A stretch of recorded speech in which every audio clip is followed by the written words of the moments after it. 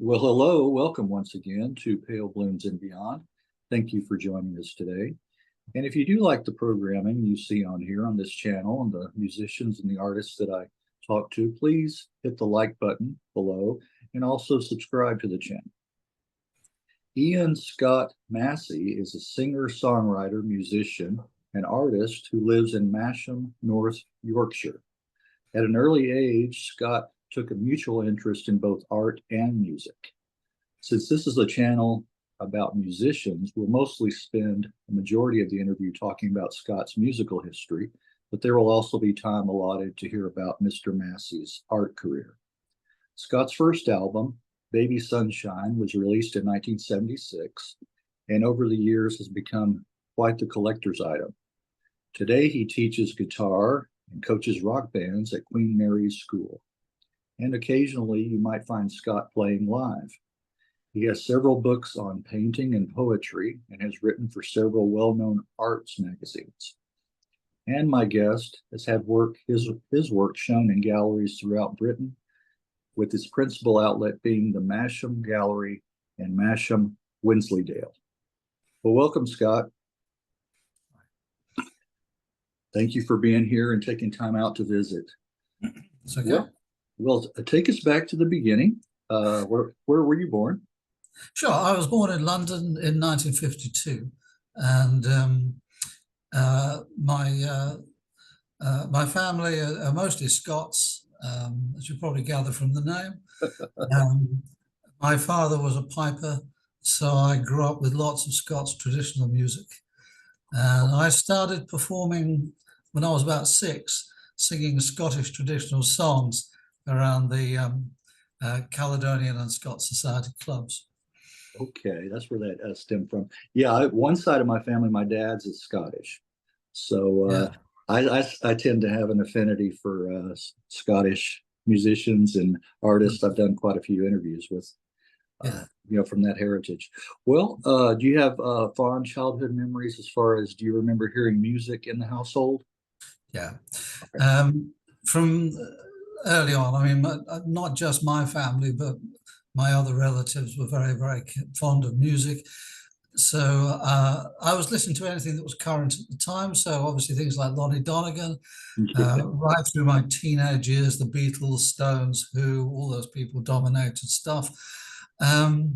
So I grew up with all that, as well as lots of Scots traditional music. So it was a real melting pot, and I just kind of absorbed all of it. I joined a church choir when I was quite young, and that's where I learned how to read music and improvise harmony. And the school I went to had lots of opportunities for making music, singing in choirs, playing in orchestras. So I had a lot of opportunities early on to perform, which was very enjoyable. Yeah. Right. Well, how about that musical gene? Either one of your parents inclined that way? Yeah. Okay. Yeah.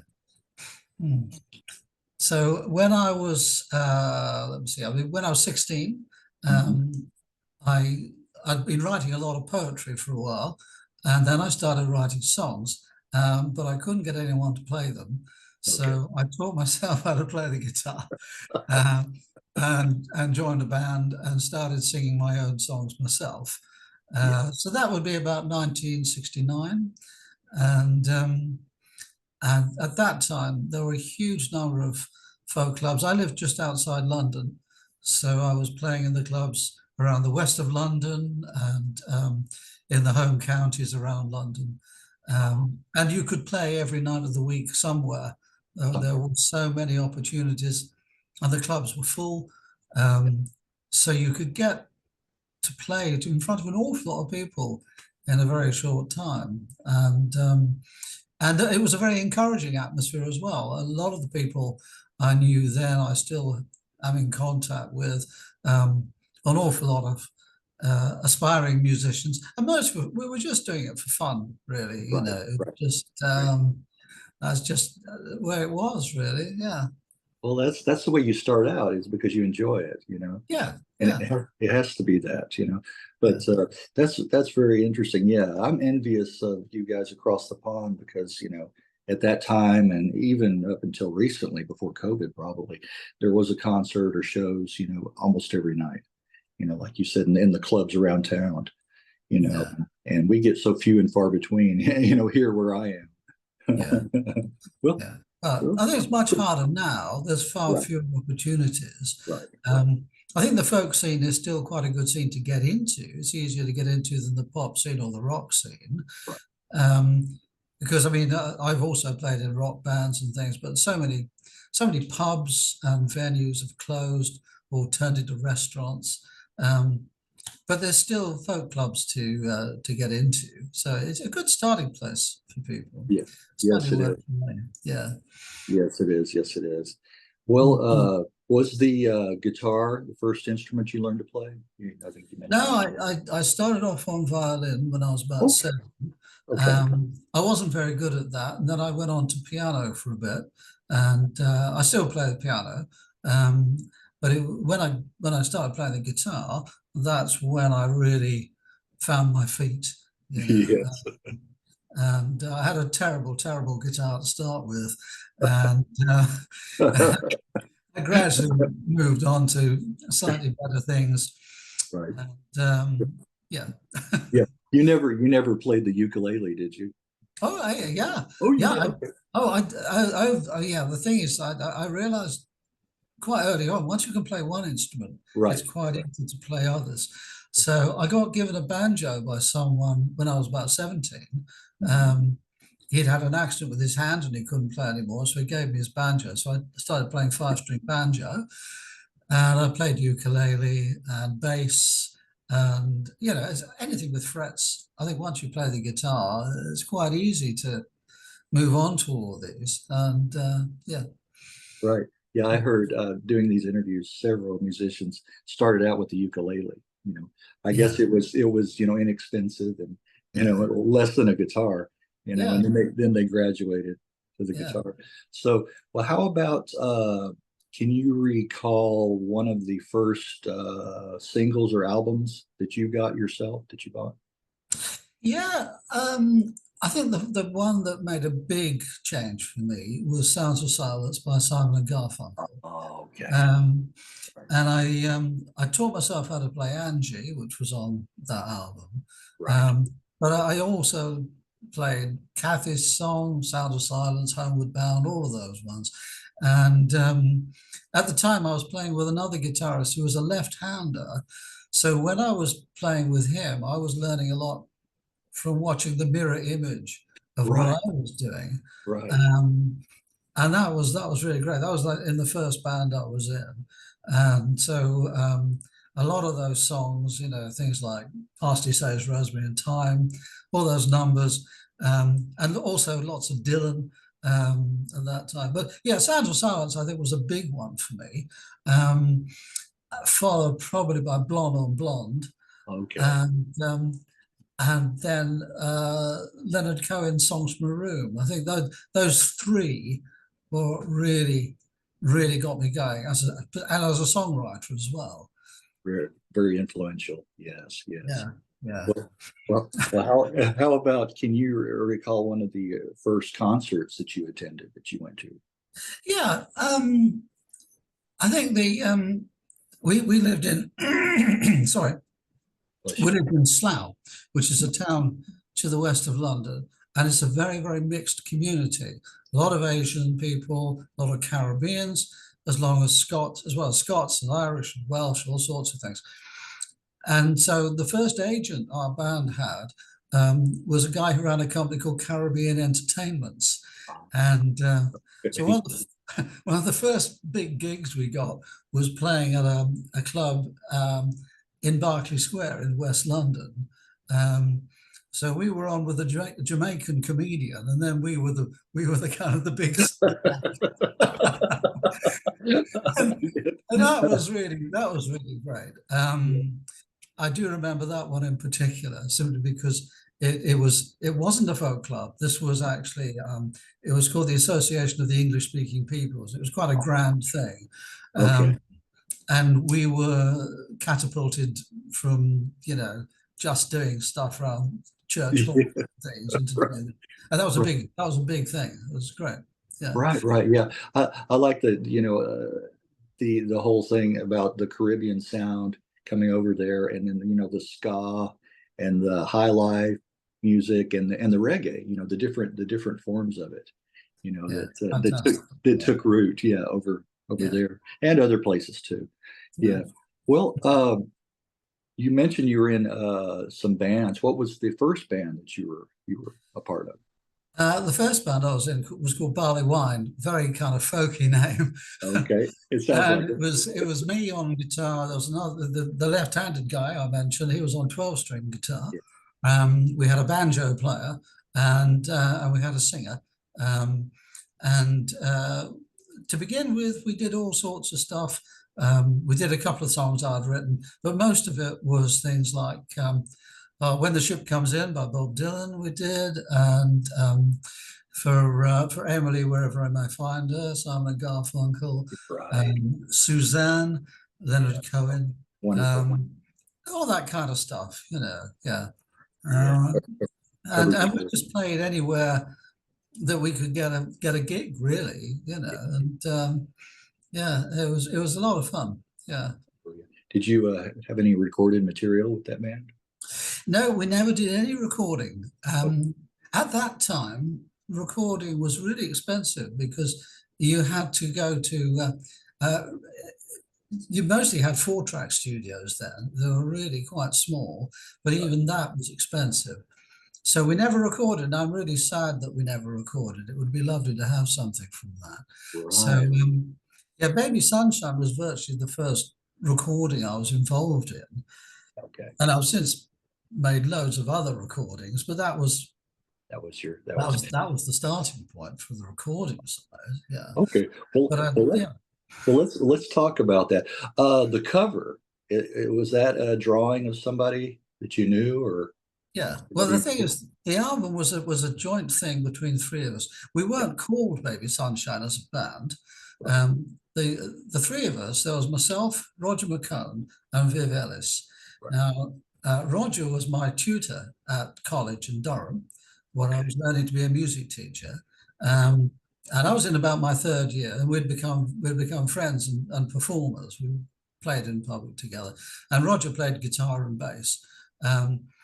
And we had the idea of doing an album of the songs I'd written. And we both put up half the money.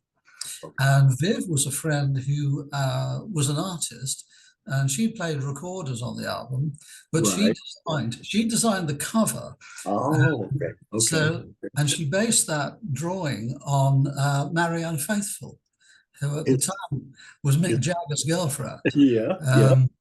Is that right? I'll have to go back now and look at the cover again and think of Marry Unfaithful. Yeah, so that's Marry Unfaithful's face. Yeah. Okay. So Roger and I did all the arranging. So we spent a week. Roger had a 2-track recorder, and so we spent a week practicing the songs and working out what we were going to do as the overdubs, because we could just do a single overdub on this 2-track recorder.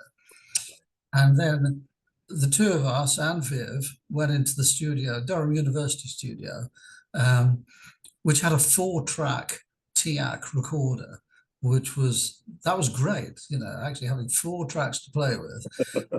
So we'd made the whole album in 3 hours in an evening. Is that right?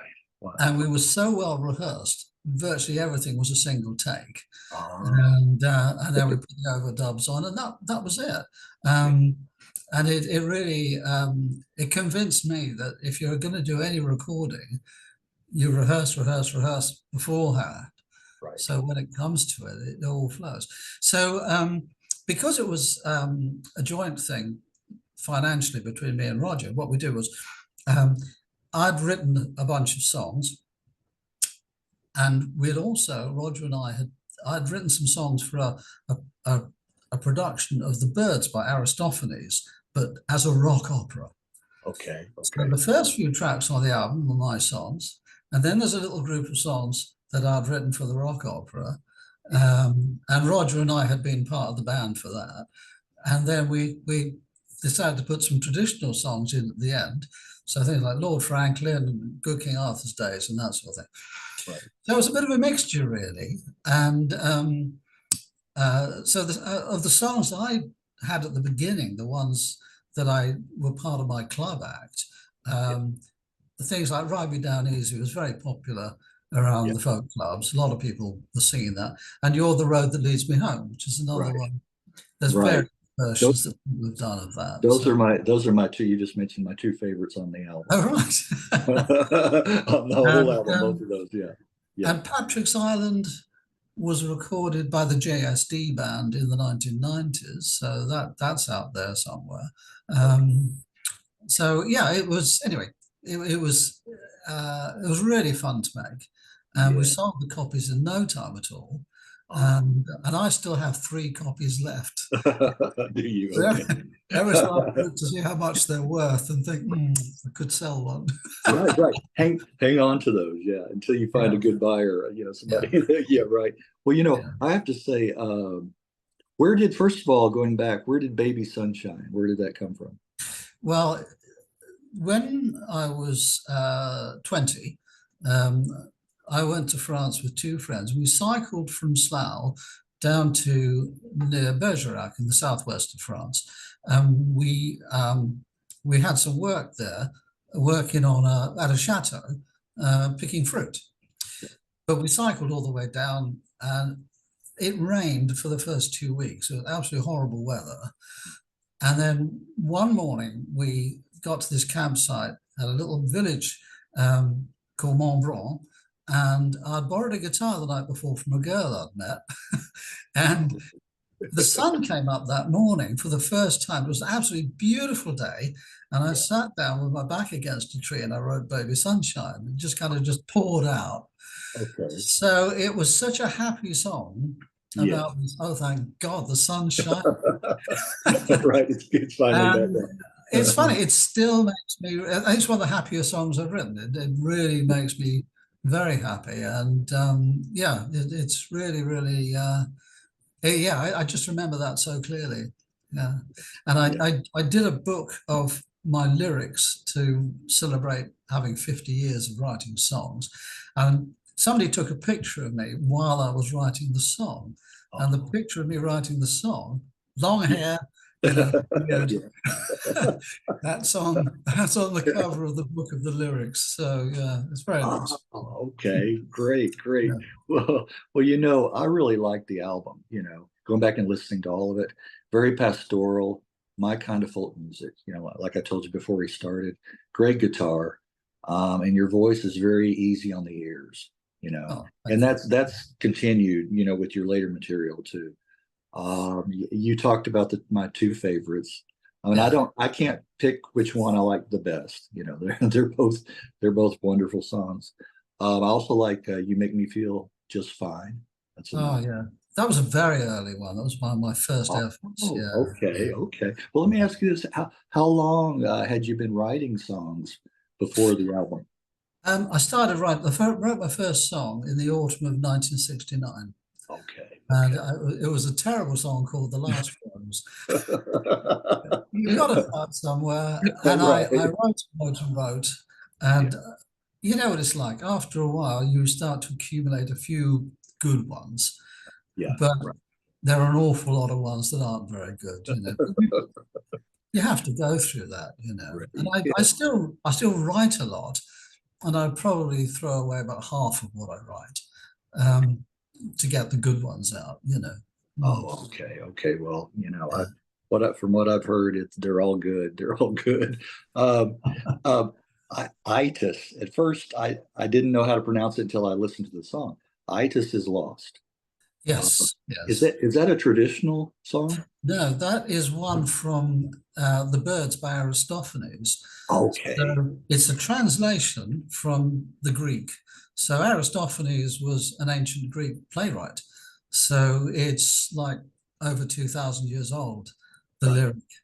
And when we did the music for The Birds, Uh, I wrote some of the songs just taking Aristophanes' words.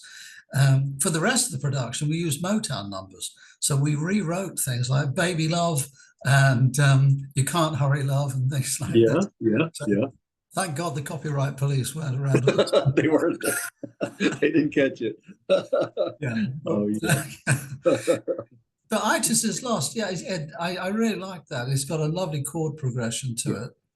it does. And I mean, when you write things for a stage production, of course, it has to have the right feeling for that moment in the play. Because what I studied at college was music and drama. So that was how come I was involved in that. And I really enjoy writing songs for particular purposes, like a stage production. It's really nice. Yeah. Mm. Well, I have to say on the album, the production is really nice.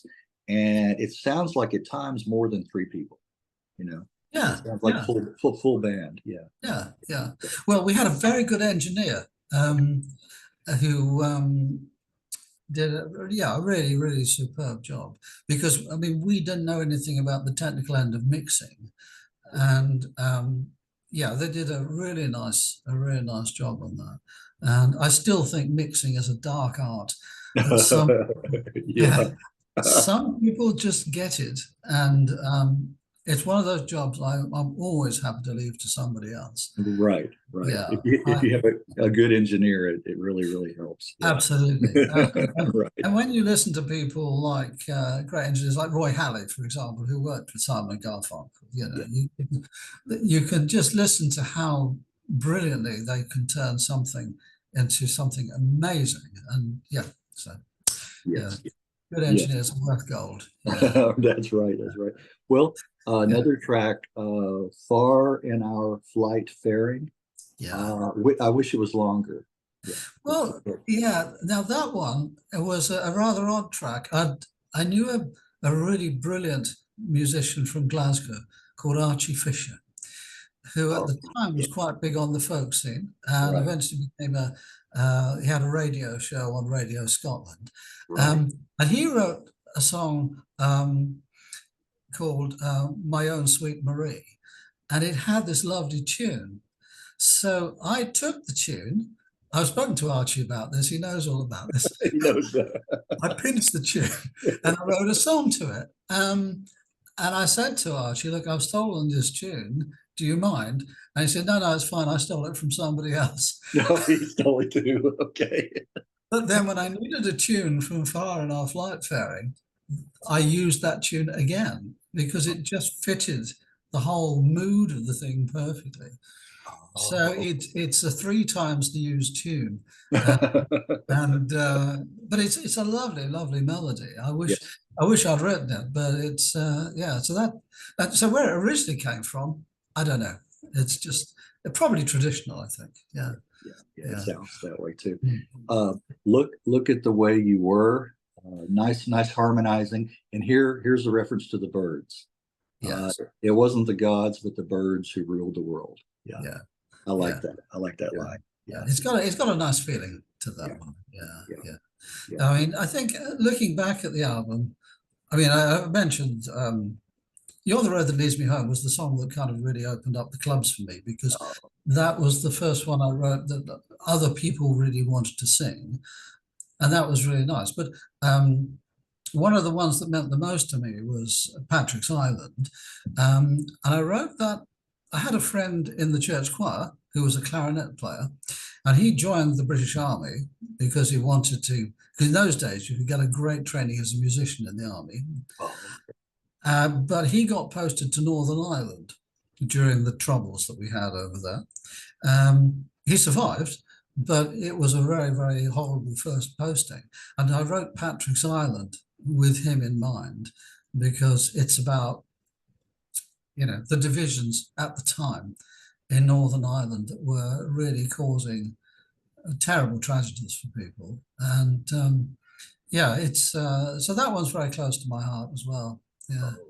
Well, it Mm. should be. Yes. Yes. So that's the origin of that. Wow. Okay. Yeah. Yeah, yeah. Well, But of go ahead. all the songs, yeah, on the album, most of the songs I really like. I still, in fact, I sang Lord Franklin Okay, that was a my, yeah, couple of weeks next ago. So, next but one. also, the shearing song's on there, isn't it? Yeah, I Yeah, still yes, occasionally sing the shearing song. yes, It's yes. just, yeah, lovely. Well, Yeah, Lord Franklin has been covered so many times, but you did a really bang up job on yeah, that. I like your version of that too. yeah, Yeah, one of yeah, my all-time favorite traditional songs.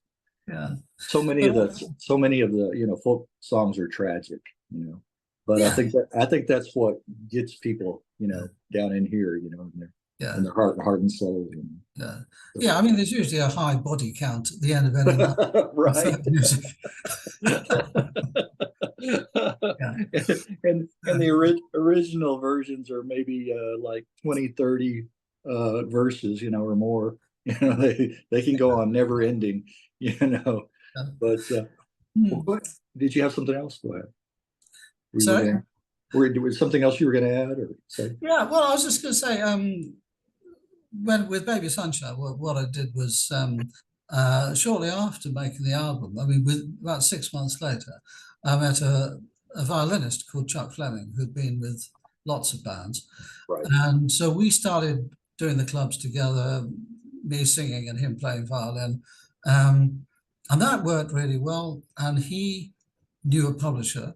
So we went to a publisher and I got a songwriting contract. So a lot of the songs then got put under contract, which is great because that helps you get the royalties as the Yes. songs get used. Yeah. And I played with Chuck for about 3, 4 years. And that was when I decided to stop being a professional performing musician because we were touring a lot. Okay. And we were on a tour of Scotland um, in a January. I don't know if you know Scottish geography, but we had a gig in Aberdeen, and then the next night we had a gig in Dumfries. It was Okay. very, very cold winter. Now, Oh. Aberdeen and Dumfries are diagonally across Scotland. So we went Okay. right from the northeast down to the southwest. We'd had a terrible night the night before because you're always told you're going to get, going to put you up somewhere, a nice bed and breakfast. Of course, it nearly always happens that it's the organizer's front room you end up sleeping on the floor. And that's what Right. happened. So we had a bad night. So we're traveling the next day from Aberdeen. And I drove across the Forth Bridge and then I fell asleep at the wheel. Oh. And fortunately, Chuck realized what had happened. He steered us around this truck. And then I woke up.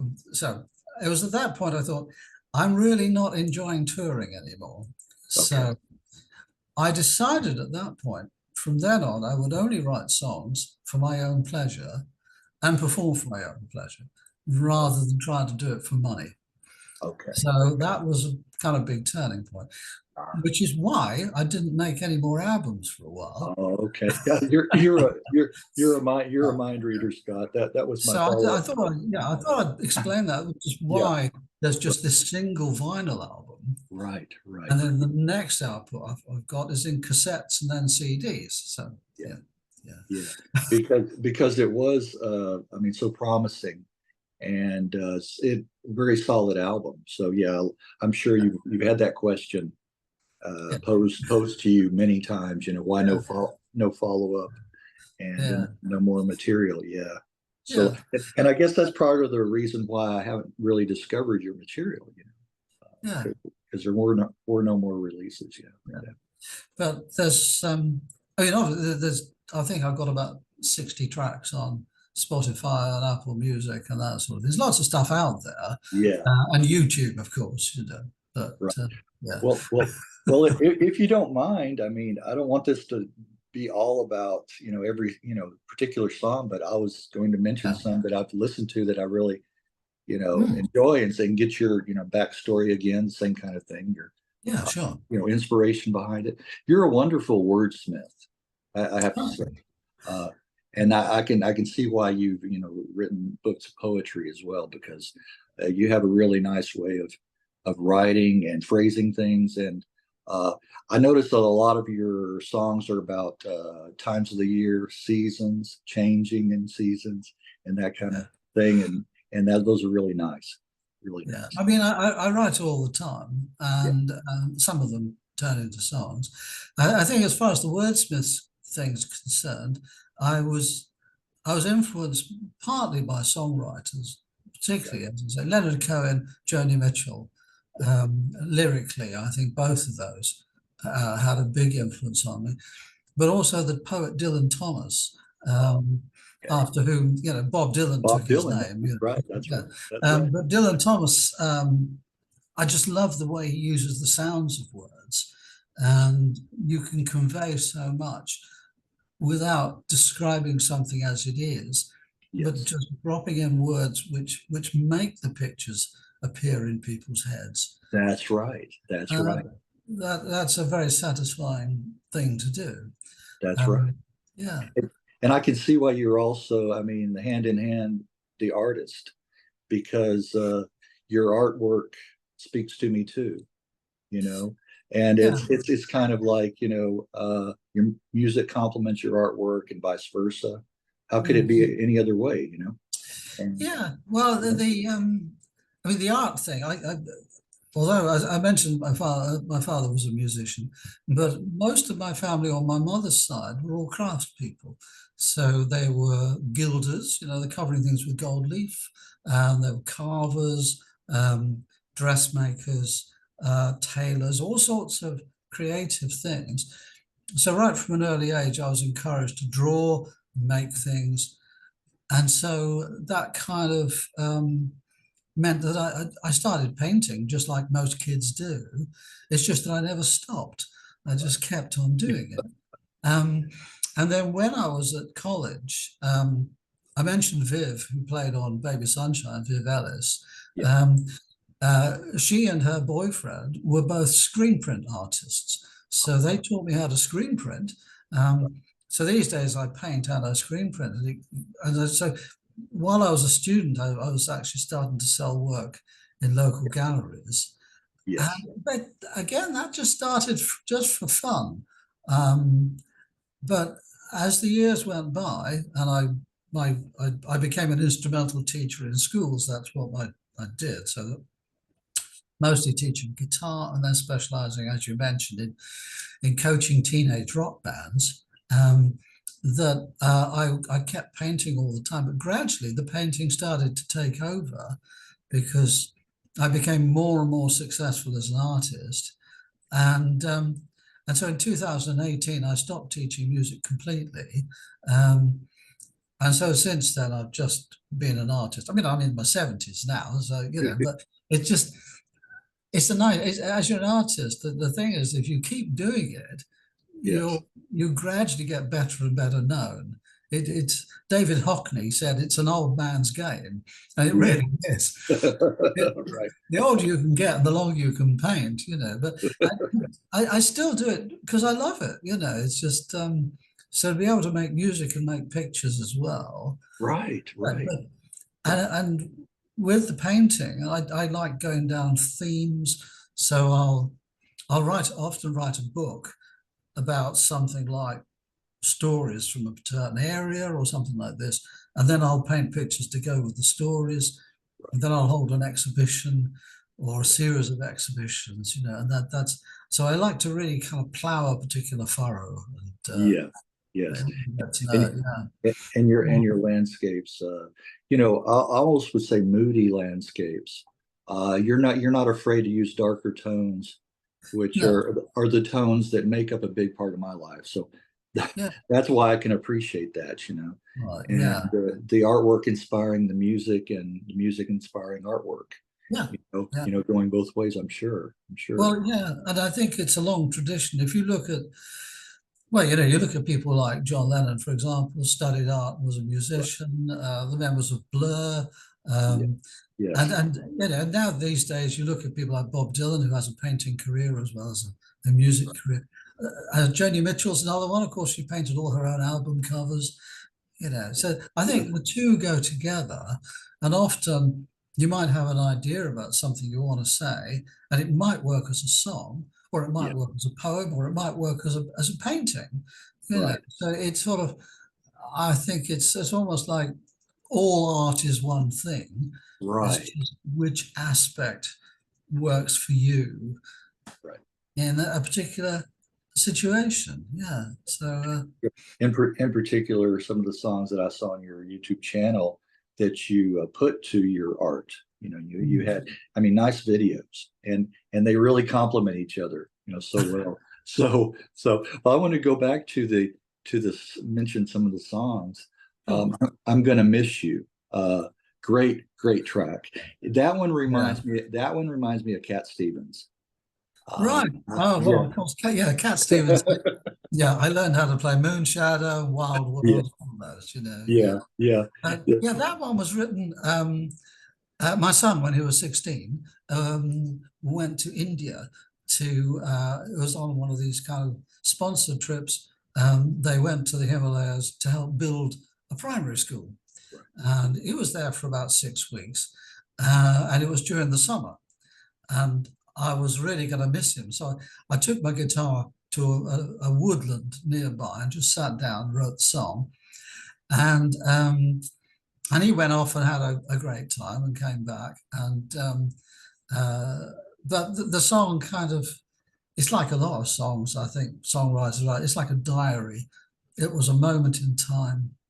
And I thought, well, I'm going to miss you so much, And the day he left for India was the same day that the Concorde crashed in Paris. So going to the airport and putting him on a plane felt really scary, because this terrible accident had just happened in France. And but it was fine. But I was seeing him come back through the arrivals gate Right. it was a wonderful thing. Yeah. Oh, So, yeah.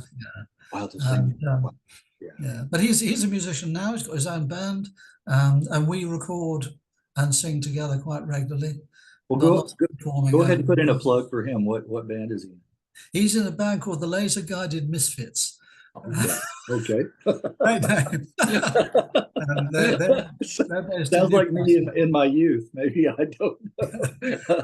I don't know. He plays guitars and sings, but for a long time he was the drummer. I was in a pub rock band for about over 10 years, and he was our drummer. He started drumming for us when he was 12. So and he was great. So yeah. Well, I also like the unique instruments that you use, like the tabla. I think that's one that could be used more in bands. Yeah, well, I collect unusual instruments. I've got a sitar. I've got a Turkish oud, which is like a lute. I've got a hammered dulcimer. I've got a lot of different things. I love the dulcimer.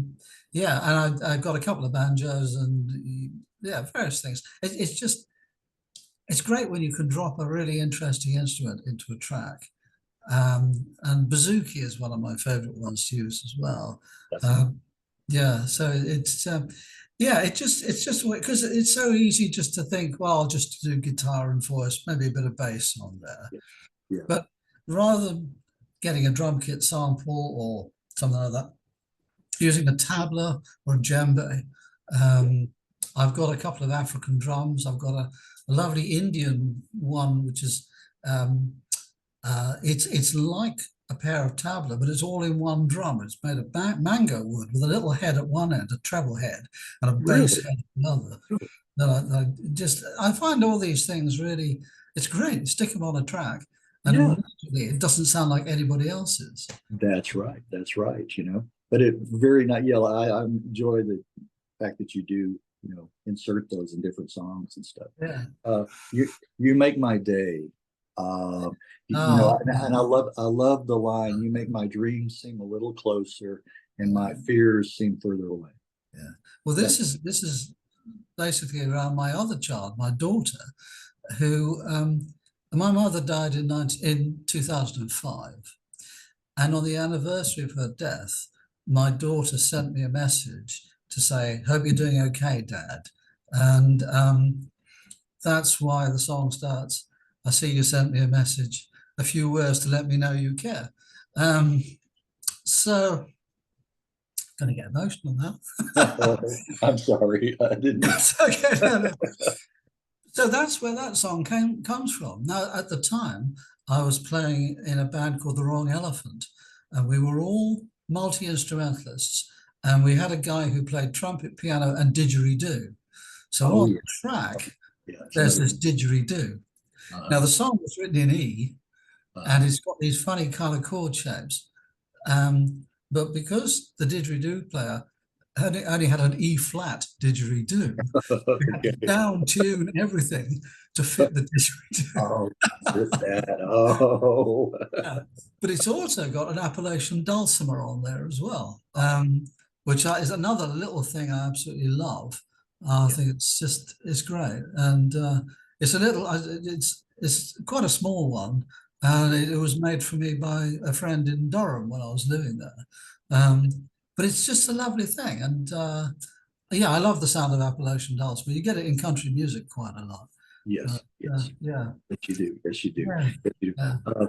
Yeah. Angels is a beautiful, beautiful track. And I like that an illusion you're traveling alone. Yeah. It's just an illusion.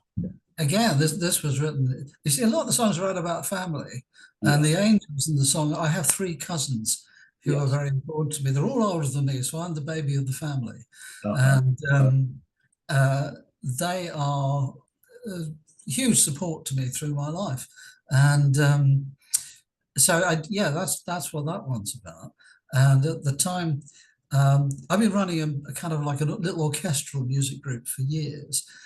So I took the string players from there, two violinists and a viola player, and that's what the string section is on there. So they're friends I was playing with at the time, and I'm still playing with two of them, and it's I like doing that, dragging in a friend to play something on a recording.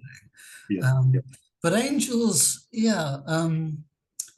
I think it's really true. You know that often we think we're all alone, and we're not. You know, unless you're incredibly unlucky, there's always somebody who cares about you. Right. I think you just hit on. I think a lot of your songs are very comforting too. You know, to listen to. You know, assuring and comforting and reconfirming. Yeah. Often they're written to comfort me, but then those kind of messages. You're right; those kind of messages are universal, aren't they? You know? Aren't they? I was going to say, you tap into yourself. If you write something that touches you, it's going to touch a lot of other people. As well. Yeah, I've never been interested in writing anything angry or anything that promotes negativity. Really, I think part of that comes from the Beatles. I think what underscores a lot of their success was the fact that virtually everything they ever did was uplifting. Yes. Even songs that, when you read the lyrics, you might think, like Help, for example. Right. Yes. You might think, well, that's a right downer when you read the words, but you listen to it, and whoa, it gives you such a lift.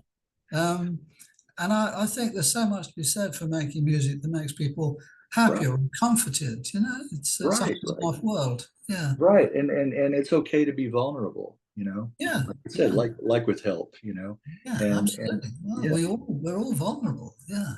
Right. We're human, you know. Like you said. Well, My Side of the Window, and that's my kind of song. Now, is that a mandolin? That one, no, that is a hammered dulcimer. That's the dulcimer. Okay. Yeah, hammered dulcimer. Hammered dulcimer is like it's almost like a laid down harp. Right. And you have these two little beaters, and so you kind of you make that kind of sound on the strings, and it's got like double and triple strings running across it. Okay. And I don't know if you have anything like that in the States, but yes, we do.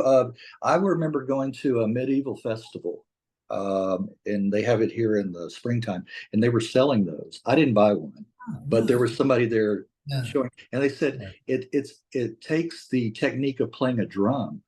You know, it does. Yeah. Well, I also play the drums. It's that sound, that kind of thing, and you're moving very fast. But it's an absolutely gorgeous instrument.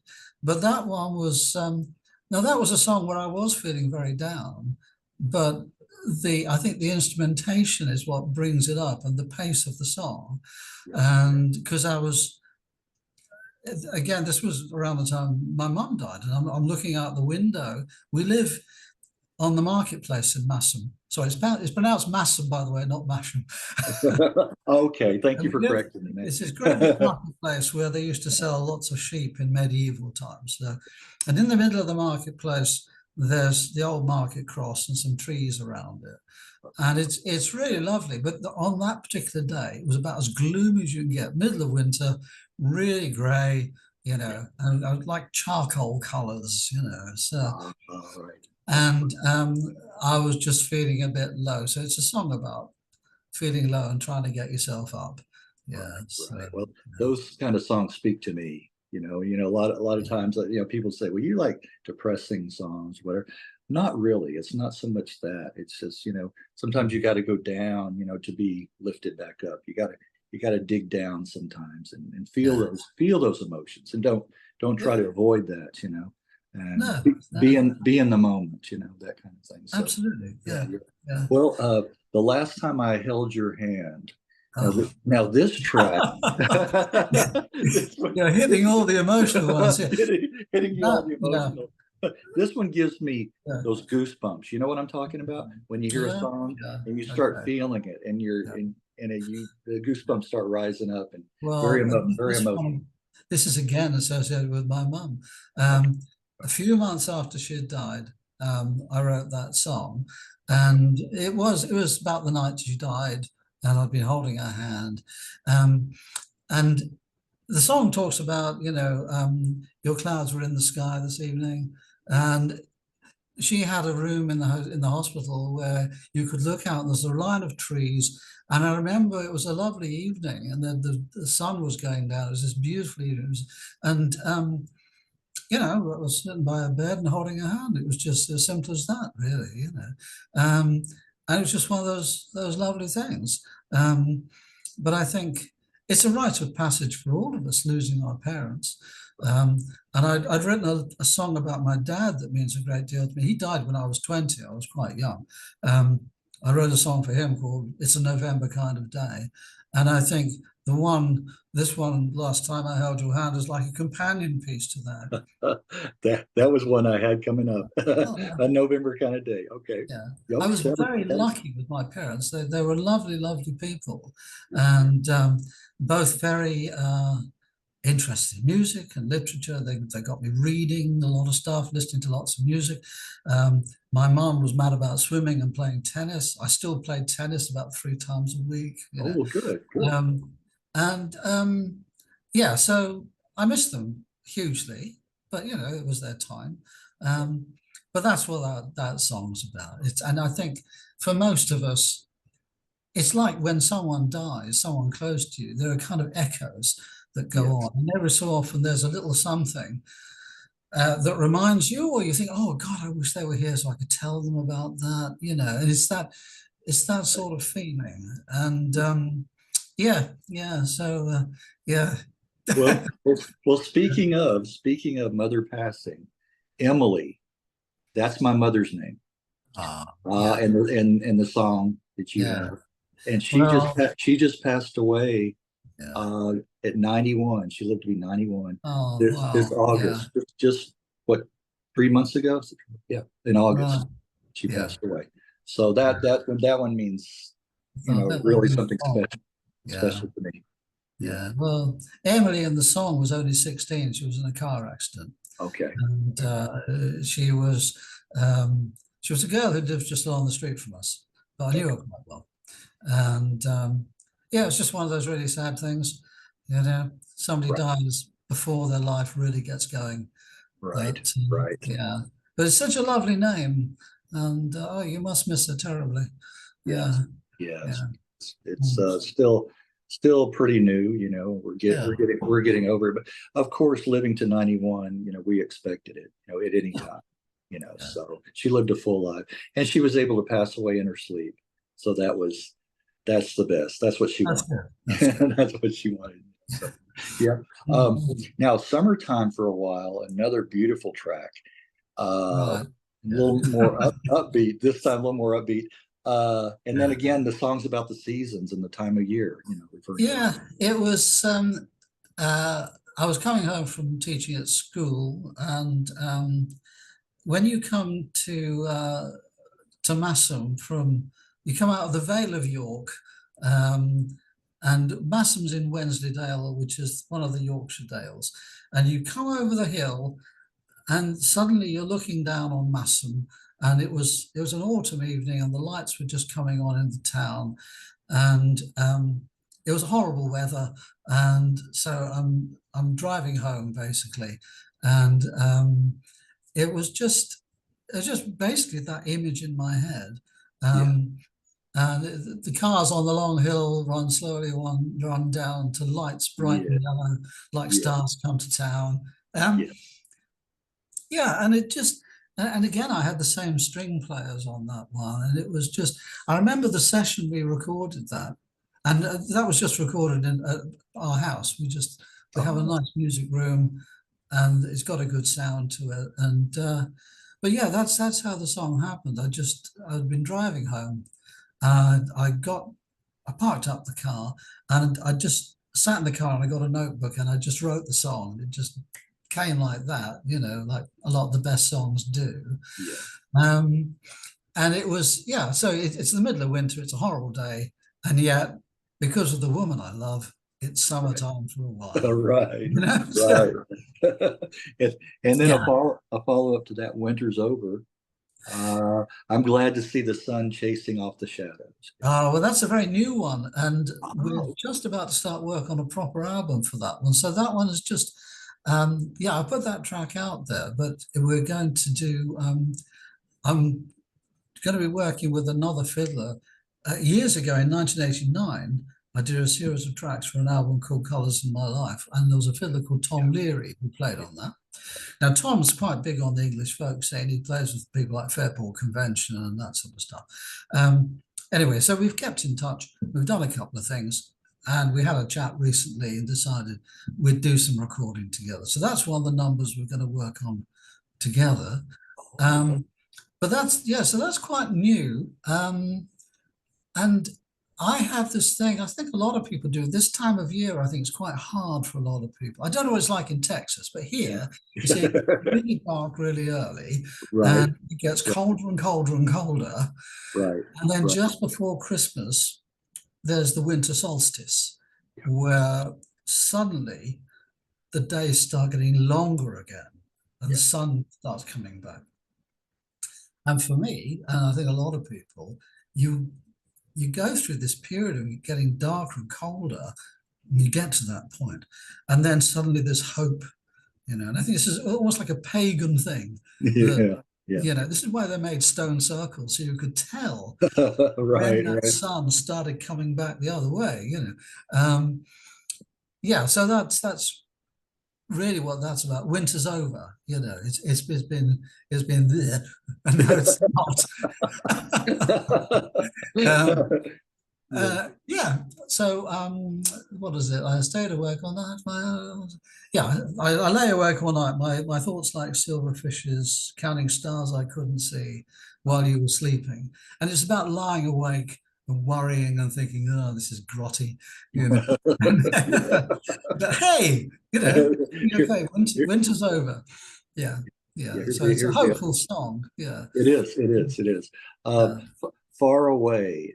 It's a very pretty melody, just piano in your voice.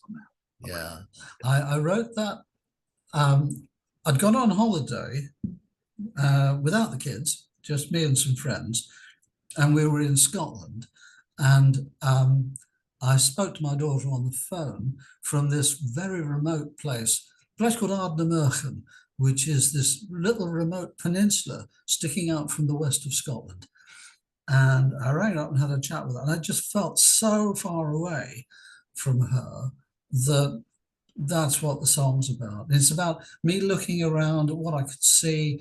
I know it mentions about looking down the loch and seeing the light of a fishing boat and this sort of thing. And she's hundreds of miles away, and I'm just suddenly feeling, distant, far away. There was nothing nearby that reminded you of her or that could bridge the gap, No, like that. Yeah. that's it. And it was just a song about separation and loss and longing. And yeah, it was, and yet I was in such a beautiful place, you know. It's a Ardnamurch, there's this Loch Sonnet, which is beautiful, and you get dolphins and minke whales and otters. It's a gorgeous, gorgeous place.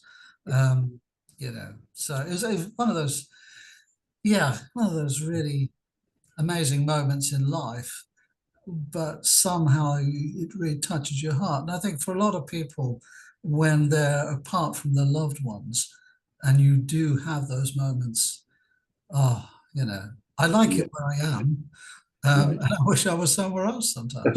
Right, right. We've been to India 6 times. I've written quite a few songs in India, which are comparing how I'd feel if I was at home, what it's like to be here. And it's that feeling where you love both of those things. You love being home, but you also love being here in the sunshine in India, in the middle of the desert. It's gorgeous. Right. Yeah, exactly. You could just have both at the same time, but that's not possible.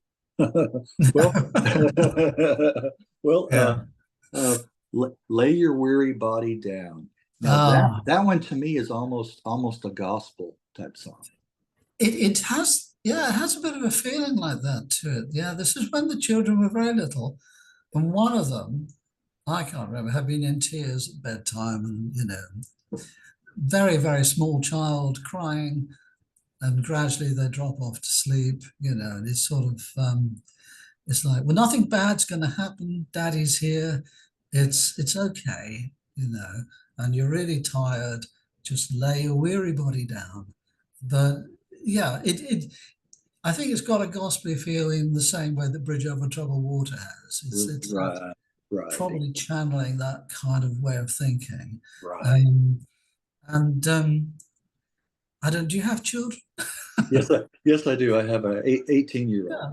Well, I think every parent has been through that, where you have a child, and when some children get upset, they get so upset, and you feel like nothing's ever going to comfort them. And then sooner or later, they drop off to sleep. And you think, it's going to be all right, Right. Yeah. And I think, I don't know, there was sort of, I know I was thinking about Bob Dylan as well when I was making that song. Well, I can't remember which Dylan I was thinking of, but there's definitely not Lady Lay, but maybe something like "See That My Grave Is Kept Clean" or something like that. It was one of those, as you say, slightly gospelly sort of feelings. Yes. And there's, I think I'm playing electric piano on that one. It's got, I wanted to give it that almost not a jazz feel, but something a bit like the Billy Preston organ sound, something like that's what I was going for, the sort of the kind of thing he does on That's the Way God Planned It, something like that, Right. Trying to get that, that kind of feeling into it, really. Yeah.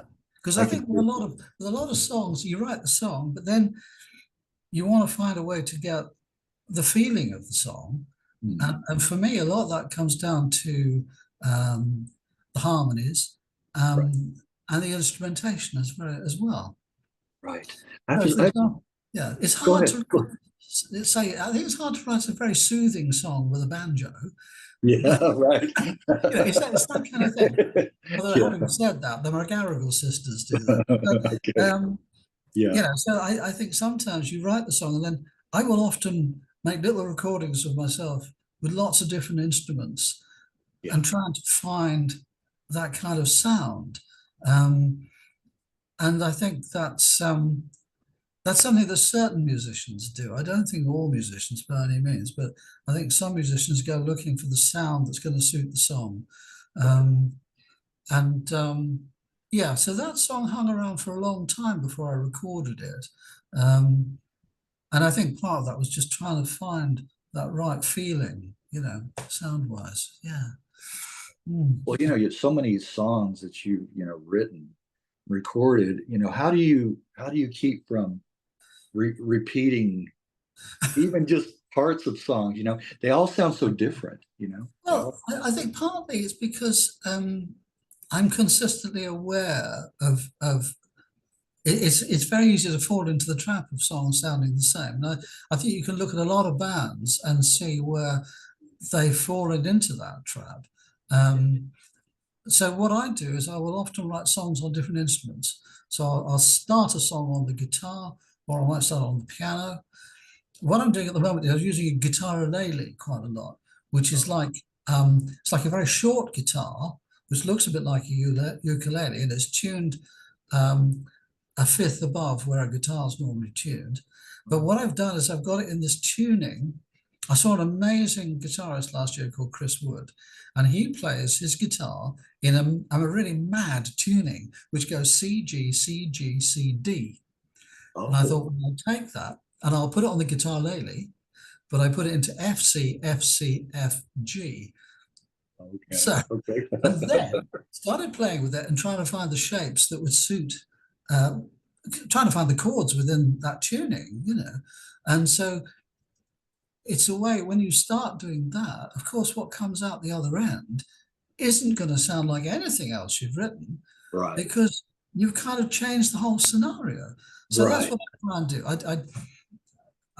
I try and avoid falling into those traps, but I also look at a lot of other music so that if I hear a particular chord progression, then I might sometimes lift a bit of it if I think, yeah, that's going to work. And again, going back to the Beatles, this is something that they would do. They would try and slip a chord in that was unrelated to what they were doing. So if you listen to I Want to Hold Your Hand, oh yeah, C, tell you something, G, A minor, I think you'll understand. And then they've got this E major chord. So you've got C, G, A minor, E major. You don't expect that. No. And so it's that kind of thing. I'll do something like that where I'll throw something in, and sometimes I'll deliberately put something in that I just don't think it's going to work. Yeah. And sometimes I'll take another musician's chord sequence as the basis for a song. And have you come across Billy Bragg at all? Oh, I like Billy Bragg. Oh, yeah. Billy Bragg does this a lot. He'll take a chord sequence from somebody else's song, put it in different timing, different kind of lyrics, So another one I'm working on at the moment, I've taken the chord sequence from Morning Morgantown by Joni Mitchell. Oh, okay.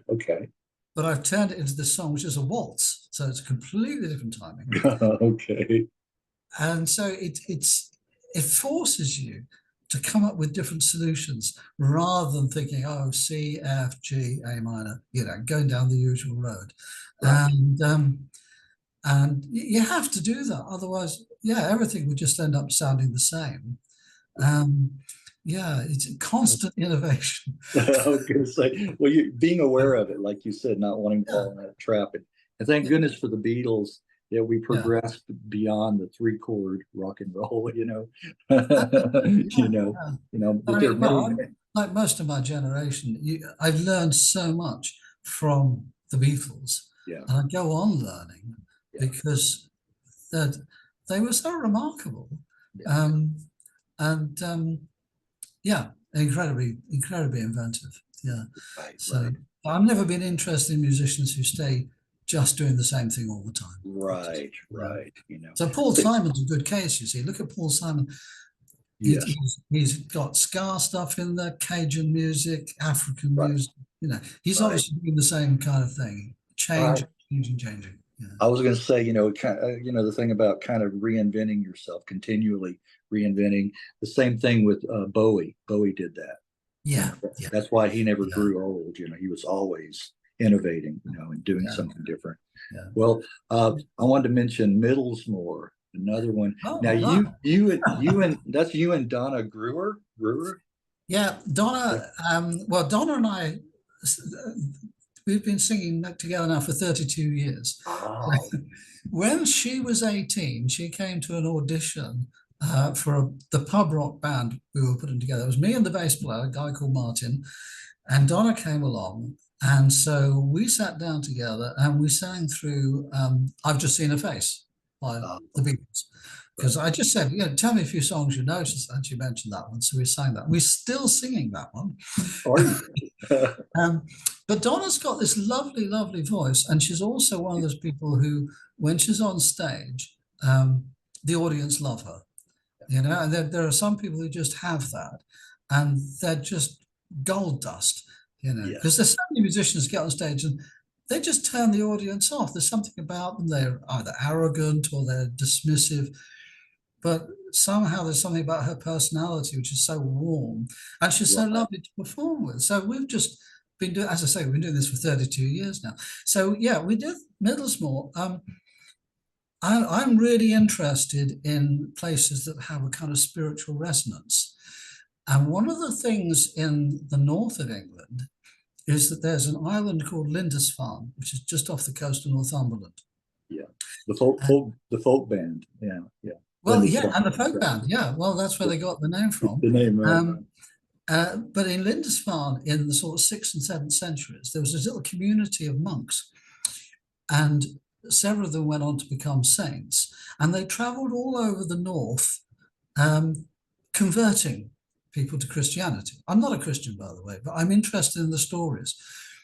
And there's this little church at Middlesmore. It's at the top of a dale called Nidderdale, and it's in this tiny village right at the top of the dale. It's very, very remote. And this guy, St. Chad, had set up a cross there, and he'd started preaching and spreading the word. And the cross is still there in what's now a medieval church on top of this hill, and you could just see for miles. It's a fantastic location.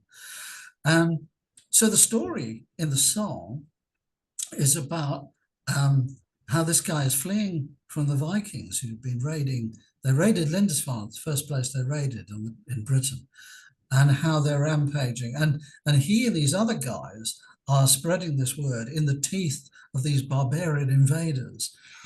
And how he set up this little outpost on top of a hill in the Yorkshire Dales as a kind of, this is where I'm making a stand, and it's such a gorgeous place. It's about response to the place and the story.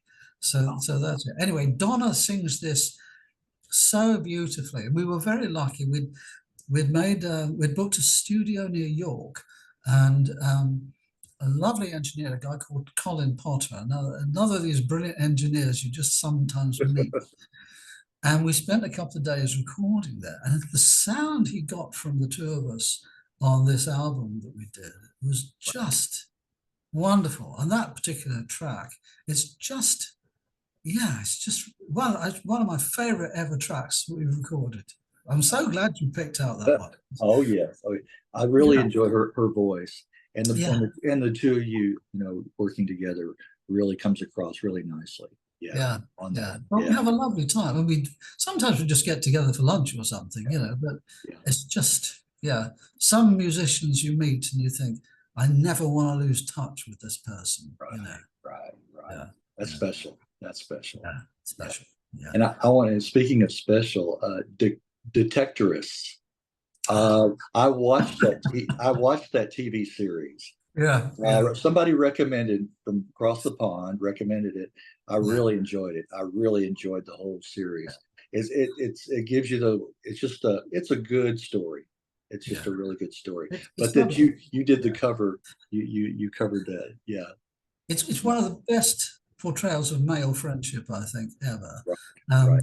So that was another lovely recording session. That's me and my son Paul. He's playing guitar and doing some of the singing. And the engineer we're working with there is a very close friend, a guy called Steve Christian. Now, Steve started out working for Simply Red, and he worked with Texas. He worked on the album The Hush with Texas, so tracks like Black Eyed Boy, he was producing them. And he was also half of a duo called Ray and Christian, who were a hip-hop production duo back in the 90s. So Steve he's got this great pair of ears. So I've made lots of tracks with Steve, but that particular one with me and Paul, it got the sound of the song just right. The original recording, have you heard the one from, Yes. yeah. So Yeah. Johnny Flynn does this lovely Johnny version Flynn. of it. Johnny Flynn. Yeah. Yeah, and we just wanted to sort of take that and just put our own stamp on it. Right. And we just love the song. Yeah. It really is really gorgeous. It goes so well with the series too, you know. And then each, you know, beginning of each episode, you know, playing the song again, you know, Yeah, and it just, yeah, it's really nice, really yeah, well done. yeah. So So I mean, I haven't recorded that many covers over the years, but that one is a real favorite. And in the same session, we yeah. did a cover of The First Day of My Life.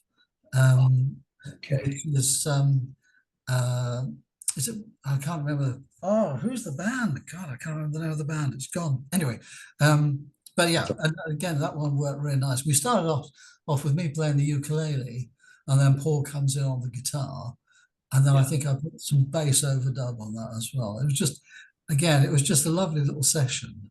Yes. Do me a Yeah. favor. Do me a favor. If you watch any news series that, you know, or gives you that warm feeling like that, you know, send me an email, you know, or whatever. Yes. Let me know to watch it. Because I we get will. most of them over here through But Netflix or Amazon. You know, we get most it's of a them. remarkable thing, and Yeah. yeah, you get the sense of how much they mean to each other. Right. Um, and Right. I think, I don't know what it's like for guys in America, but in this country, a lot of men friendship are built on things that they do together. Yeah. Like Yeah. it might be making music or being a detectorist or tinkering with cars or Yeah. whatever. Yeah. It's almost like there has to be a third thing in the Right. relationship. Right. And one of the funniest parts in that is Simon and Garfunkel. Yeah. The two that look like Simon and Garfunkel. Oh, that made me laugh. You know. Oh God. But it's such a good story. Good It story. is. Yeah. Well, Absolutely brilliant. Yeah. Yeah. well, another track, the Hebrides. Ah, Yeah, yeah. I Well, like that one. this was like a coming of age thing. Because, as I say, most of my family is Scots, but I was born in London and brought up in England.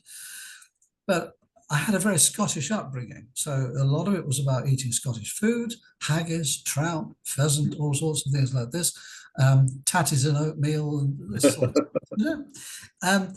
And I got stories of Scottish history and Scottish music and all these things. And yet I didn't feel Scottish. And that was the funny thing about it. Even though I went out doing country dancing and wearing a kilt and singing Yeah. Scottish songs, I didn't feel You Scottish. didn't feel And then when I was about, I must have been about 30, no, maybe about 40, 45, we went and stayed at a place called Glenelg, which is just across the water from the Isle of Skye. okay. And I think it was the first night we were there. I got up really early the next morning and I went out, had a walk, and I stood on this bridge over the burn and I'm looking across the sky. And I suddenly got it. I got this Scottish thing after all these holidays, a child going to Aberdeen and Oban and these places, you know, and that hadn't worked. But suddenly I got it.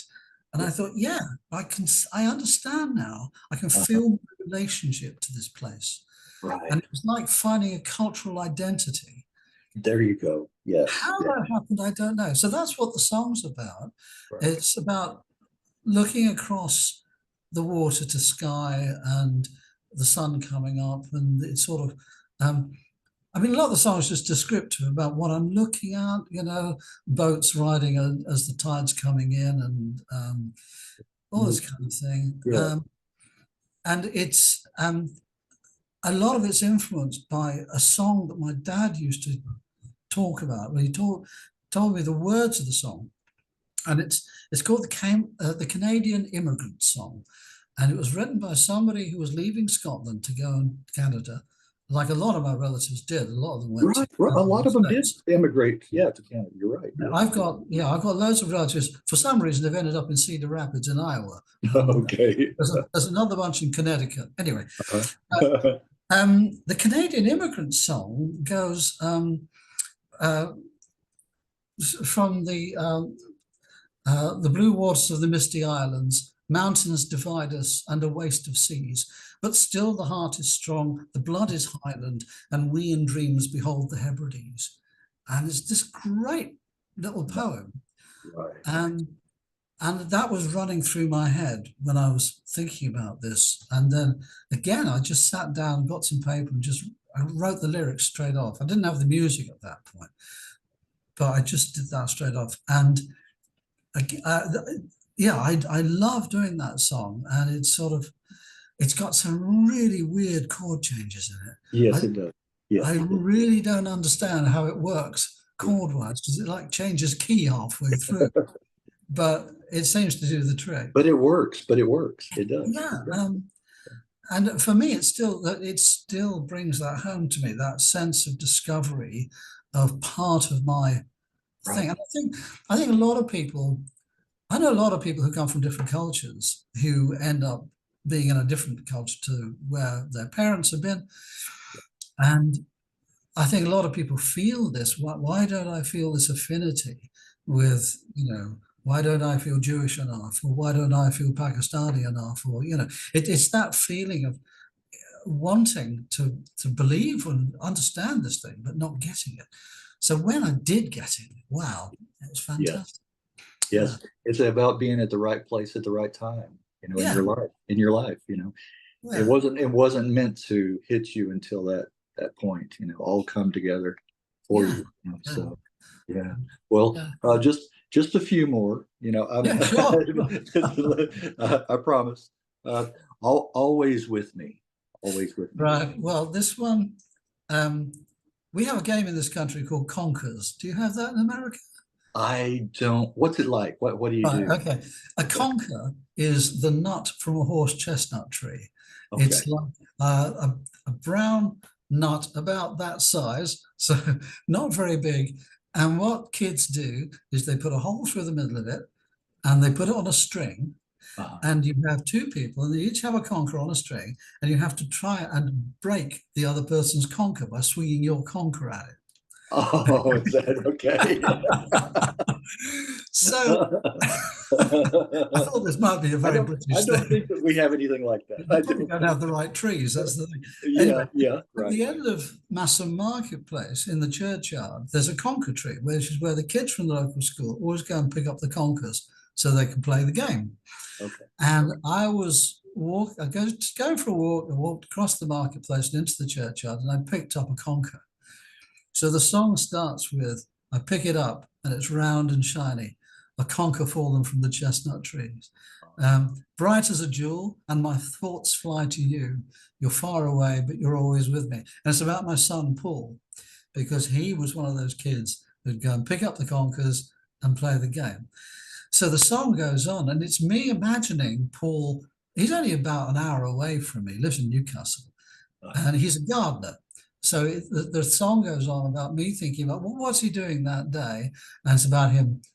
He'd made a tune about walking down High Bridge Street in Newcastle. So that gets mentioned in the song. It talks about him gardening. Your hands are turning the soil this morning. A country boy at last set free. So it's all about just imagining, what's happening in his day. So all of these songs are intensely personal. I'm not interested in writing songs about where we are as the human race or something. It's all about, I'm thinking about what my son's doing. And I think, a lot of people, that kind of thing, I think, has a resonance for so many people. It does. Yeah. It's a universal. It's a universal. It's what we all share. And I think that's what attracts me to your music. The melodies, and the words, the lyrics, like you said. And originally, I did a recording of it with just unaccompanied, and then I did a recording of it with instruments. And I don't know which one I prefer, but it's sort of, that's. So that's what that's about. Only the rain remains. Now this is a song about Slough, which is the town I grew up in, and it's Slough is regarded by a lot of people as one of the ugliest towns in the UK. I don't know if there's an equivalent in America where Oh, someone's really famous for being somewhere that people don't like. I mean, Slough isn't that bad, but yeah. there was a famous poet, John Betjeman, who wrote a poem which went, "Come friendly bombs and fall on Slough." Oh, And okay.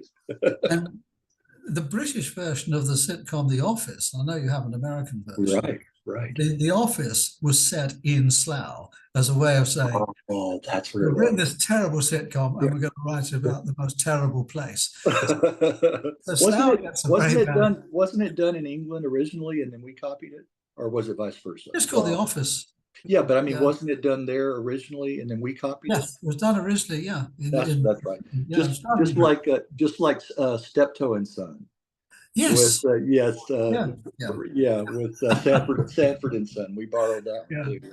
Yeah. So yeah, so it's about Slough and it's about me looking back to growing up in Slough and thinking about, well, what do I remember about it, uh, and how difficult it is wherever you come from to leave that behind, whether you like it or you don't like it. And I didn't particularly like Slough, but yeah, I can't. It's always there, and it's in the way I speak. You know, because I grew up there. It's in my It, voice. it's going to be a Uh, part of you. It's a part of you. yeah, it is. Yeah, So, and it's so the way the song plays out, it's like, well, I'm not particularly fond of you, but I can't leave you behind. You're a part of me. Um, but when I look back, what do I remember? Well, only the rain remains. You know, it's just sort of this kind of grey place. You yeah. know, and that's what that means. Yeah, it starts out with this image of rain on the road, patterns on the tarmac, uh, rolling sheets of grey, clouds dissolve in shades of grey. Um, Something about colours becoming like colours in an oriental print, you know. So I'm thinking of those lovely Japanese prints of the rainfall. Yeah, so, Right. Yeah. And the way you're so descriptive and it's so unique the way you do describe scenery and landscapes and things like that that unique that I haven't run across in other music, really? people, Oh, yeah, exactly the same way. Maybe a little yeah. bit similar, but not, you know, Oh, well, thank you very much. you reach into those that wealth of Yeah. Well, comparative words and stuff. I love doing it. Yeah. And I mean, although I've said some songs do just kind of almost write themselves, with some songs I write and write and write until I kind of get it right, you know, because it just sort of, it's very easy to fall into cliches. And I think that's Right. something I've always tried to avoid. Um, I think every songwriter should have a cliche policeman sitting on their shoulder. Yeah, I like that. That's good. Yeah, because it's just, yeah, it is, it's so easy just to sort of come up with an easy descriptor. Yeah. Right, right. Mm. And maybe that's part of you not having a record deal and having that pressure to put out a release a year or whatever. You can do it at your leisure, Yeah. and so you can take your time with it. Yeah. I think a lot of Yeah. the And, big, and for me, yeah, yeah, that really works for me. yeah, I realized very early on, when I left school, I went and worked in a textile mill for a year. And that made me realize I really can't work for somebody else. I was born to be self-employed. right, I just have to do it my own way. And yeah, I'm terrible when I've tried working for somebody else. It just doesn't work right, for me. right. And so, yeah, the same thing with the songwriting, because I had a meeting with the publisher about 20 years ago, and he went through a whole pile of songs, and he said, "Oh, yeah, but this isn't commercial, you know. This is." I said, "Well, I don't mind, you know." He minds, obviously, because he wants to make money out of it, but I don't Right. mind. Exactly, Yeah. exactly. And I understand that aversion to that. I definitely understand that. Mm. I couldn't do that either. What was it? One time I got how most of the time you get a fortune cookie, you go to, eat Chinese and it doesn't mean anything. You just kind of throw them away. Oh, I've read this 100 times before. This one said, you resent any interference with your individuality. And I said, yes, that's hitting the nail on the head. That's how I feel. Absolutely. That's how I feel. So I put it up on my mirror. I still have it there. Yeah. That's So are you a musician? no, no. No. I'm not. I'm not. And what's No. your interest? Are you a vinyl collector or is Yeah, that? vinyl. You can see those over here, and Yeah. I've got many more times that in CDs. Yeah. I've got tons of CDs. I don't know. I lost count a Yeah. while back, but Right. yeah, I'm just a music fan. I'm just Right. a real Yeah. music fan. Well, that's great. So Yeah. yeah, so that's how it gets started, and Yeah. uh, Oh, yeah, that's great. yeah, Yeah. it's one of those things. Yeah, I was doing written interviews, and Mm. I've got 20 some odd of those, but then somebody came, I said, "Do you want to do the written?" They said, "Well, what about a video interview?" And I hadn't Yeah. done that before. So, you know how when you hear something for the first time and your heart just kind of, you start getting nervous just even thinking about it, because you've never done that before. It's like, oh, I don't know if I could do that. Yeah. But I agreed to do it. And, the more we talked, the more comfortable I got. And the next interview I did easier, just like you were talking about earlier. The more you do it, the easier it becomes. The Yeah. more, it's you become comfortable with it. So I'm glad that guy asked me to do that. I really am, because I Yeah. enjoy this more.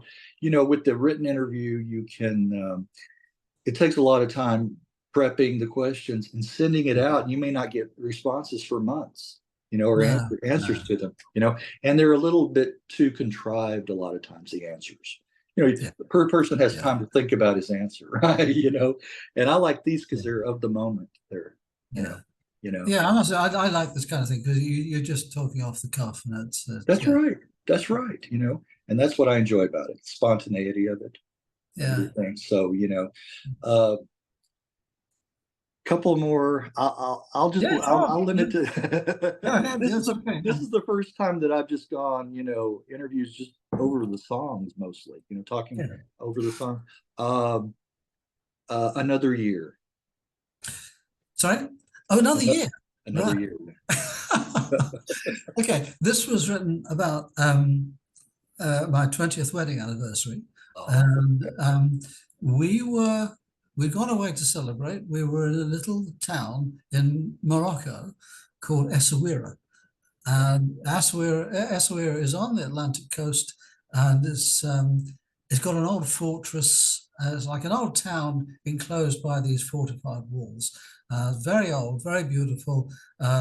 Lots of little street markets and cafes and things like this. It's so Moroccan. It's just like right. What I perfect. picture, yeah, from the movies, and yeah, And yeah, it's really about just being together and being happy together for a long time. And it's another year. And I mean, uh, we've now been together for 32 years. So this was 12 years ago that I wrote the oh, song. okay, okay. And Well, we're still together.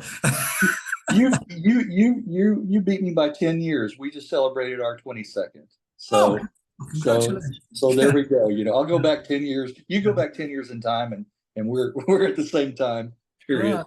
Yeah, And yeah. it's really just about a day in Essaouira and what we'd seen about the lights in the harbour and the bringing the fish in and uh, the food and where we were staying had a little roof terrace. You could go up at sundown and watch the sun going down, the seagulls all around you. Oh, right, It was all about that really, and just what a lovely place it was to be celebrating this 20 years. And yeah, it's like, and for me, when I write a song like that, it nails that moment in time. So forever, when I sing or hear that song, yes, I'm back in Essaouira on our 20th right, wedding anniversary. It's just, I love that about songwriting. right. It's like this little a page in a diary that Yes, will yeah, never fade. Every right. time you sing it, it's still there. It's of its time. And do you sing that to your wife every anniversary? Well, I did at the time, yes. Yeah, I mean, I've written dozens of songs about Josie, but Okay. Okay, well, I got one, two, three more. yeah, sure. We're coming down to the wire. My October heart. Yeah. Oh, yeah. No, this was a strange one. I was on a train going up to Edinburgh And I was traveling up there with a party of the kids from the school I taught at. It was a girls' school. Although I was one of the music teachers at the school teaching the bands, because I was an artist, I often went on the art trips. And we were taking the girls to Edinburgh to take them to a couple of the big art galleries up there. And we're traveling up, and the train from Yorkshire up to Edinburgh follows this gorgeous route, and you pass Durham Cathedral, you go across the River Tyne, you pass Lindisfarne, you go across the River Tweed. It's this beautiful love, and so the song was really just almost like a lullaby to myself. I was just thoroughly enjoying this beautiful journey, and it was in October, and so I started the song, and I wanted a sort of feeling of dreamlike quality to it. So I stole the introduction to Strawberry Fields Forever. So listen to the guitar part. On Strawberry Fields Forever, Paul McCartney is playing a mellotron. And I've taken almost the same chord sequence, but I put it onto the guitar as a little instrumental. And I wanted to get that sort of dreamlike feel. And it's about going on a perfect journey, and looking out the window of the train, this beautiful stuff going past. And so it was more about, there wasn't so much of a story to it. It was more about establishing a mood of how I was feeling. It was just really, it was just about feeling really, going this lovely, lovely journey. Yeah. Yes. Being in the moment. Yeah. Well, you just said the mellotron is one of my favorite instruments. I love the sounds you get from them. Yes. You don't want to try to move it. It's too heavy. Once you get it where you want it, just leave it there. But I recorded that with Steve Christian during the engineering, and I played the intro, and he said, "You know what you've done there, don't you?" And I said, "What do you think I've done?" And he says, "Strawberry Fields." I said, "Yeah." So he spotted that straight off. He spotted it, yeah. I'm going to go back and listen to that again after this. Right. And pick that up. Yeah. Now, is it Avebury? Avebury? Yeah, Avebury. Now, is that a flute or a recorder? That's a flute. Okay. And that's my wife playing it. And there's a bit of cello in there as well, and that's my wife as well. So I'm married to a musician. Well done. Yeah. Who was also an artist. But the Avebury, I suppose people have heard of Stonehenge, but Avebury is even better. It's two stone circles inside a really big stone circle, inside a ditch, and then that's inside a bank, and there's two stone avenues that lead to it across the hills. It's the most extraordinary place, and in a way I'm glad it's not as famous as Stonehenge, because then it would be crowded with too many people. Right, exactly. But it's this absolutely remarkable place, and the feeling of it is incredible. And one of the reasons I wanted to go there was because there's an artist called Paul Nash, and he was quite famous between the wars. He died in 1946. I was born in 1952. And there's a kind of series of coincidences here. When I was at school, my art teacher told us all to go and find a picture and then come back the next week and talk about why we liked it. So I went to the school library and I found this book. I had a picture by Paul Nash that I really liked. So I talked about it. And then the next week, when I was going to the church for choir practice, I found Paul Nash's grave. I had no idea it was there. Okay. And so suddenly I found this artist picture, and then suddenly I found that he's buried. And then when I start looking at his stuff, he painted lots of the places that I played when I was growing up. I mean, all these coincidences. So I got really into Paul Nash, and one of his favorite places to paint was Avebury. So, of course, I had to go to Avebury. Right. And I went there, and wow, it's such a spiritually moving place. So that's what the song's about. It's like, oh, this is a normal morning for most people. Right. You know, it's something. There's a line in the song which says, "A light goes on in someone's house, and it's just another Tuesday." Right. But in Avebury, it's incredible. Yeah. It's like there's the normal world, and then Yeah. the Avebury and this amazing spiritual place, this 4,000-year-old stone circle Yes. that just feels incredible. Uh, It's well, just and it's about how amazing it feels to be just walking in this landscape where people have been coming here for some reason, nobody knows why, for thousands of years. It's that. well, now Avebury's going to change after this interview, because now the tourists are going to start going after hearing Well, that. depends how Right. popular this, Yeah. this Yeah. program is. If I got that many views, if I got, yeah, right. Wishful thinking there. Wow. And then segueing into your art, if I could paint a picture, which you Yeah. have done many times. Yeah. Yeah, if I could paint a picture, it's really about trying to make somebody happy when they're down. So it's if I could paint a picture, if I could write a novel, if I could make a movie, it's all of the, I'd like to do something that would cheer you up. It's as simple as that. It's having a friend who's feeling down and Yes. just saying, um, if I could paint a picture about how you make me feel, you could hang it on your bedroom wall on rainy days like these. It's a very simple song, really, and it's just wanting to lift somebody up Yeah. and make them happy. Yeah, it's just It, yeah. it reminds me of one of my favorite all-time singers, and he passed away, Jim Croce. Oh yeah. Well, if I could read, what was the song that he said that If he I had? could It was put like, time in a bottle. Yeah, that's it. That's the yeah. one. Time in a bottle. Yeah. Great song. Yeah, Oh yeah. Oh yeah, yeah.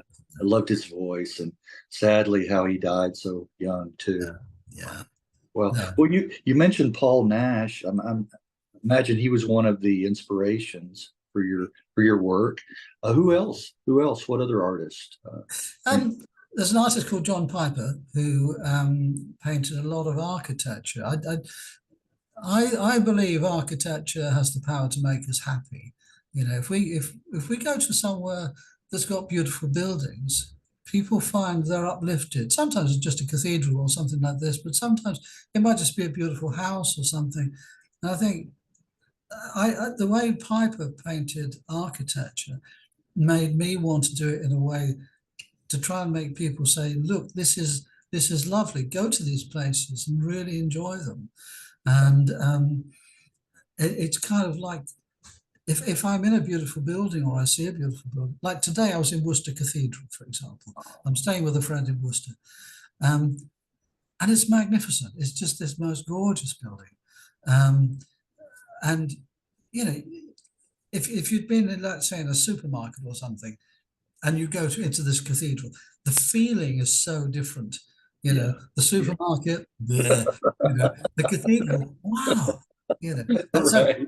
that's really why Piper influenced me. But there's a lot of artists. David Hockney, I love the colors that he uses. L.S. Lowry, I don't know if you know him. He painted a lot of scenes of Manchester and Salford and Liverpool. Okay. And they're all people who they don't necessarily paint a lot of people, though Lowry painted quite a few, but they often paint things that are uplifting. I've always wanted pictures like the songs to be uplifting, calming, peaceful, relaxing. I don't want to make political stuff about violence or something like that. Right. And so I'm drawn to artists who really celebrate beauty, I suppose, or finding things that have made them happy that then go on and make you happy. Right. So, Right. yeah, so that's kind of thing. Yeah, I Yeah. mean, I think somebody like Guernica by Picasso, I think it's an amazing painting, and I think it's a wonderful thing that he painted this response to this terrible thing that happened. Yeah. But that's not me. That's not my way of doing it. Yeah. Right. Yeah. It takes certain artists to bring that to light. But then I like the landscapes. I like Oh, thank you. Yes, Thank you. I really Yeah. do. I really do. So Yeah.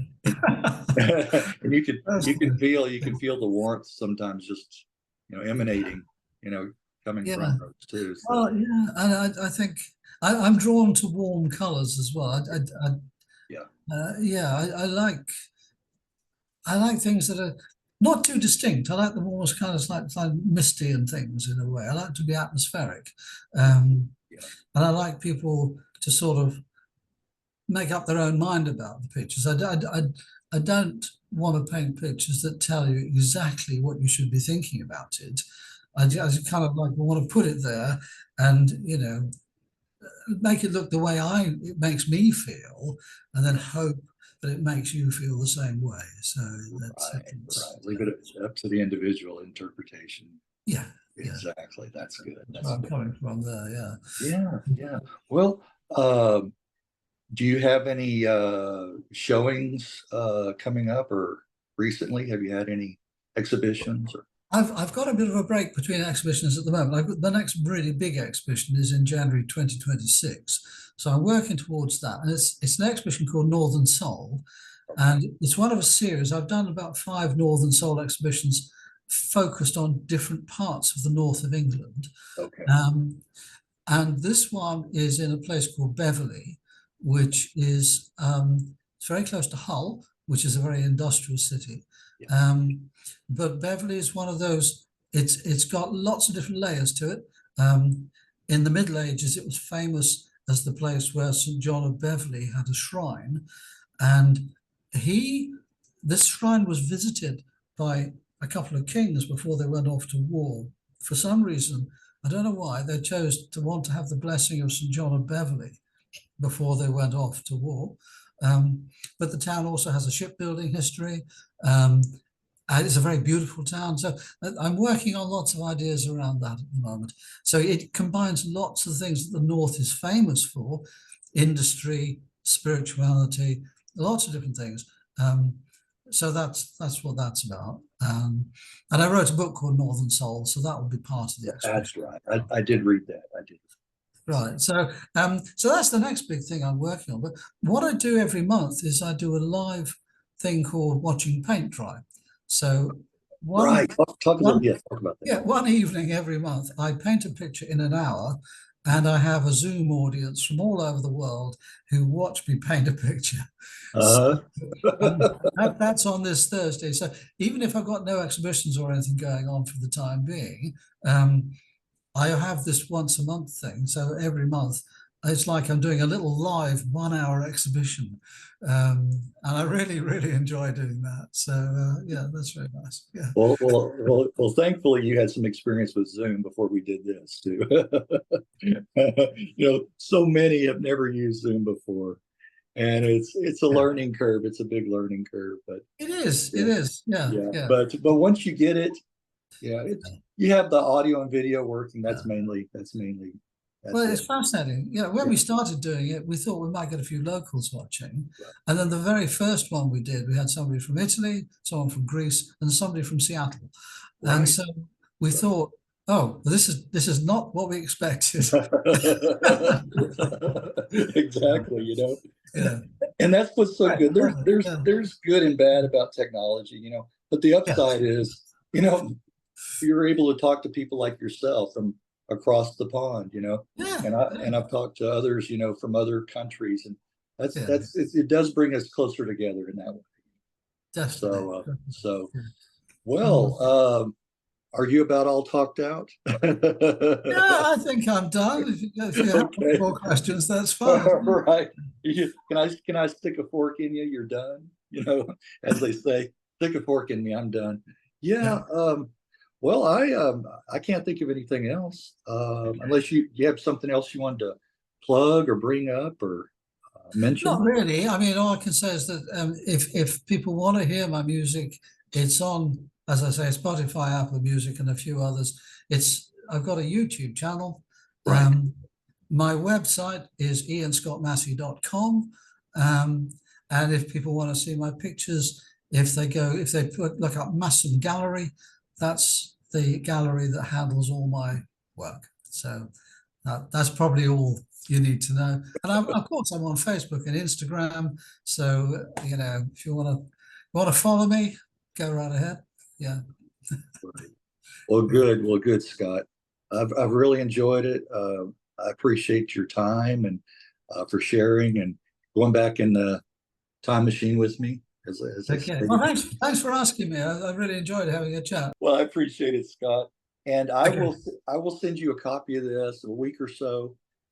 Shouldn't be much to edit. Okay. And then you can post it on your socials Oh, that would be great. Thank you yeah, very much. Yeah. Yeah. and Great. see what kind of traction you get Okay. and see what kind of Yeah. Well, how that thanks, goes. Greg. It's been a pleasure. Yeah. Well, it has for me too. Thank Okay. you. All Thank you right. so much, Scott. All the best to you, and we'll be in touch, okay? That's great. Okay. All right. All right. Bye-bye.